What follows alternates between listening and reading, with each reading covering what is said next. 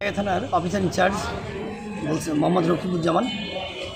আমার এই মুহূর্তে আমি যেগুলো দেখেছি সেটা হচ্ছে আমার 4টে পিক আপ, একটা রেকার, একটা ডিএমপির জলকামান গাড়ি, একটা অ্যাডিশনাল ডিআইসির জিপ, আর 8টা মোটরসাইকেল, আর অন্যান্য অফিসের অন্যান্য আরও জিনিসপত্র, একটা অ্যাম্বুলেন্স। এগুলো আপাতত দেখা দিচ্ছে ক্ষয়ক্ষতি হয়েছে, ভাঙচুর হয়েছে। আর এখানে আমাদের একটা আলামত ছিল প্রাইভেট, এই আলামতটা পুড়িয়েছে, সামনে একটা গাড়ি পুড়িয়েছে। আর আমার অফিস রুমের অনেক ল্যাপটপ, কম্পিউটার, তারপরে টিভি আপনারা দেখলেন, ভিতরে কোথাও বাদ নাই, যেমন কোথাও বাদ নাই যে তারা ভাঙেনি। আমরা এগুলো আসলে আরও কিছু দেখব, দেখার পরে সব মিলিয়ে দেখব, মিলিয়ে তারপরে আপনাদের অ্যাকচুয়ালি কতগুলো কী ক্ষতি হয়েছে পরে বলতে পারবো। এটা আমরা বুঝি নাই। আমরা এখানে সুস্থভাবে সবাই ছিলাম।